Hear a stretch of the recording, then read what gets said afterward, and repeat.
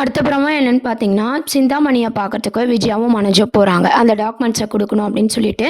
அதுக்கப்புறமா அந்த documents finance கிட்ட அந்த சிந்தாமணி ஆள் இருக்காங்க இல்லையா? அவங்க கிட்ட குடுக்கும்போது, நம்ம விஜயா பார்த்தீங்கன்னா, யோசிச்சுக்கிட்டே இருக்காங்க. சிந்தாமணி வந்து பேசி, பேசி பிரெயின் வாஷ் பண்றாங்க. குடுங்க 7,00,000 உங்களுக்கு கடன் வேற நீங்க கேட்டிருக்கீங்க இல்லையா? அதெல்லாம் நம்ம வந்து சார் கிட்ட பேசியிருக்கேன். குடுத்துருவாரு. நீங்க சீக்கிரம் டாக்குமெண்ட்ஸ் குடுங்க அப்படின்ற மாரி கேட்குறாங்க. விஜயா வந்து சைன் போட்டு குடுத்துர்றாங்க. நம்ம முட்டாள் மனோஜும் பார்த்தீங்கன்னா, சைன் போட்டு குடுத்துறாரு. அவங்க அப்பா சைனும் வந்து போட்டு குடுத்துடுறாரு. உடனே வந்து நம்ம சிந்தாமணிக்கு ரொம்பவே சந்தோஷமாயிடுது. அப்பா நம்ம கூடிய சீக்கிரம் அந்த வீடு வந்து நம்மளுக்கு தான் அப்படின்ற மாதிரி சிந்தாமணி சந்தோஷப்பட போகிறாங்க. அடுத்த டேப் பார்த்தீங்கன்னா ஒரு பிரச்சனை அந்த வீட்டில் வச்சு ஒரு பிரச்சனை சிந்தாமணி பண்ண போகிறாங்க. இதனால் விஜயாவும் மனோஜும் பலமாக ரொம்ப இதுவாக சிக்கிக்கிறாங்க. இதுலேருந்து நம்ம முத்துமீனா காப்பாற்றுற மாதிரியான ஒரு ட்ராக் தான் வரப்போகுது. இப்போ டாக்குமெண்ட்ஸ்லாம் சைன் போட்டு கொடுத்தாச்சு. இப்போ சிந்தாமணிக்கு வந்து தான் கண்ட்ரோலில் அந்த வீடு இருக்கிற மாதிரி அவங்களுக்கு ஒரு சந்தோஷம்.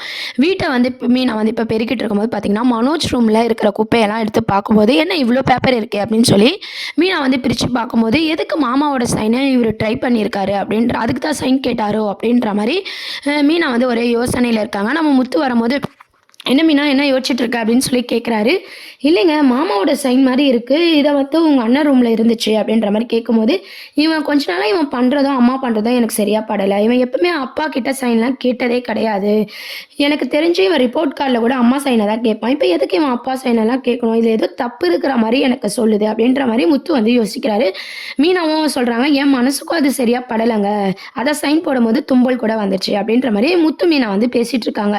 சரி அம்மா ஏதோ தப்பு பண்ணுறாங்களா, நம்ம வந்து கேட்போம் அம்மாவோட ஃப்ரெண்டு பார்வதி கிட்ட போய் கேட்போம் அப்படின்னு சொல்லிட்டு முத்து மீனா வந்து பார்வதியை பார்க்க போகிறாங்க. பார்வதி கிட்ட போய் இந்த மாதிரி சைன்லாம் வாங்குறாங்க. அம்மா ஏதோ தப்பு பண்ணுற மாதிரி எங்களுக்கு தோணுது, உங்களுக்கு எதனா தெரியுமா அப்படின்னு சொல்லி மீனாவும் கேட்டுட்டு இருக்காங்க. முத்து மீனாவும் பார்வதி என்ன சொல்கிறாங்கன்னா எனக்கு எதுவுமே தெரியாது, கொஞ்ச நாள் சிந்தாமணிக்கு தான் எல்லாமே அவள் பேசிகிட்டு இருக்கா, நான் வந்து இந்த கதை சொல்கிறது யூடியூப் சேனல் நடத்துறது இதிலலாம் நான் பிஸியாக இருக்கிறதுனால பெருசாக நான் எதுவும் வந்து இதில் கண்டுக்கல மீனா அப்படின்னு, எனக்கு எந்த விஷயமும் தெரியாது, நான் என்னன்ட்டு விசாரிக்கிறேன் அப்படின்ற மாதிரி நம்ம பார்வதி வந்து சொல்லிடுறாங்க. இதை கேட்டு முத்து மீனாக்கு ஒரே குழப்பமா இருக்கு. சிந்தாமணி கூட அத்தை இருந்தாலே பிரச்சனை தான் அப்படின்ற மாதிரி மீனா யோசிக்கிறாங்க. இன்னொரு பக்கம் டாக்குமெண்ட்ஸ் வந்து சிந்தாமணி கைக்கு போயிடுச்சு.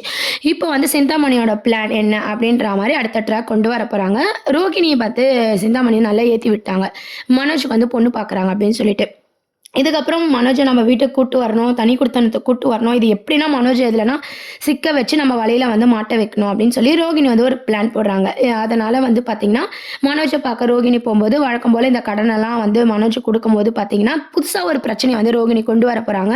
அதுலேயும் வந்து மனோஜ் சிக்க போகிறாரு. அதுக்கப்புறமா ஃபைனலாக பார்த்தீங்கன்னா சிந்தாமணியோட வீட்டு பிரச்சனை வரப்போகுது. அதனால விஜயா வந்து சிக்க போகிறாங்க. இந்த மாதிரியான ட்ராக் மூமெண்ட் தான் அடுத்த எபிசோடாக வரப்போகுது. இப்போ சீரியல் பார்த்தீங்கன்னா ரொம்ப இழுன்னு இழுத்து ரொம்ப போரிங்காக கொண்டு வராங்க. இதுக்கப்புறமாவது ஒழுங்காக கொண்டு வருவாங்களா அப்படின்றதெல்லாம் வெயிட் பண்ணி பார்க்க வேண்டியது இருக்குது. அதே சேம் டைம்ஸ் பார்த்தீங்கன்னா அருண் வந்து கோவமாக இருக்கிறாரு. நம்ம சீதா கிட்ட ரொம்ப கேர் பண்ணுறதில்ல, பாசமாக பேசுறதில்ல அப்படின்னு சொல்லி ரொம்ப வருத்தத்தில் சீதா ஒரு பக்கம் இருக்கிறாங்க. செல்வம் வந்து அருணோட வக்கீலை பார்த்து பேசிடும்போது பார்த்தீங்கன்னா அருண் வந்து ரொம்ப கோவமாக இருக்காரு. அந்த கேஸை வாபஸ் வாங்க மாட்டாரு அப்படின்ற மாதிரி சொல்லிடுறாங்க. அப்படின்ற உண்மையை வந்து அருண் தரப்பான வக்கீல் வந்து சொல்லிடுறாங்க. இதை கேட்ட செல்வம் வந்து அழுகுறாரு. எனக்கு ஒரு குடும்பம் இருக்குடா, ஏன் இப்படி பண்ணிட்டு இருக்கோம் அப்படின்னு சொல்லி நம்ம முத்துக்கிட்ட சொல்லி நம்ம செல்வம் வந்து அழுகுறாரு. இல்லைடா நம்ம பேசிக்கலாம், அருணை பார்த்து நான் பேசுகிறேன் அப்படின்ற மாதிரி முத்து ஒரு பக்கம் சொல்கிறாரு. இப்போ முத்து வந்து அருணை பார்த்து பேச போகிறாரு. இதே மாதிரியான ட்ராக்கோட கதை நகர்வுகள் தான் அடுத்த ப்ரோமோவாக இருக்குது. என்ன ஆக போகுதுன்னு சொல்லி வெயிட் பண்ணி பார்ப்போம். சேனலையும் மறக்காமல் சப்ஸ்கிரைப் பண்ணுங்கள். தேங்க்ஸ், சப்போர்ட் பண்ணுங்கள். தேங்க்ஸ் ஃபார் வாட்சிங்.